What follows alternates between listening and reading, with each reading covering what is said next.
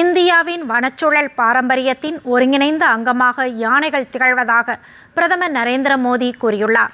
சர்வதேச யானைகள் தினத்தையொட்டி அவர் வெளியிட்டுள்ள சமூக வலைதள பதிவில், உலகம் முழுவதும் காணப்படும் 60% ஆசிய யானைகளின் தாயகமாக இந்தியா திகழ்வதாகவும், யானைகளின் நீண்டகால பாதுகாப்புக்கான முயற்சிகளை வலுப்படுத்த தீவிர நடவடிக்கைகள் மேற்கொள்ளப்பட்டு வருவதாகவும், இதற்காக 33 யானைகள் காப்பகங்கள் அமைக்கப்பட்டிருப்பதாகவும் குறிப்பிட்டுள்ளார்.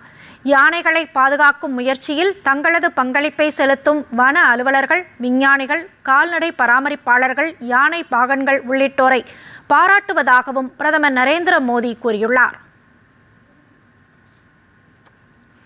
யானைகள் தினத்தையொட்டி வனம் மற்றும் சுற்றுச்சூழல் துறை அமைச்சர் பூபேந்தர் யாதவ் வெளியிட்டுள்ள சமூக வலைதள பதிவில், இந்தியாவில் செயல்படுத்தப்படும் ப்ராஜெக்ட் எலிஃபென்ட் எனப்படும் யானைகள் முன்னெடுப்பின் அம்சங்கள் குறித்து விளக்கியுள்ளார். குறிப்பாக யானைகளின் இனப்பெருக்கத்திற்கு ஏற்ற சூழ்நிலைகளை உருவாக்குதல், யானைகளை பாதுகாத்தல், மனிதர்களுக்கும் யானைகளுக்கும் இடையே இணக்கமான சூழலை உருவாக்குதல் ஆகியவற்றை யானைகள் முன்னெடுப்பு பிரதிபலிப்பதாகவும் குறிப்பிட்டுள்ளார்.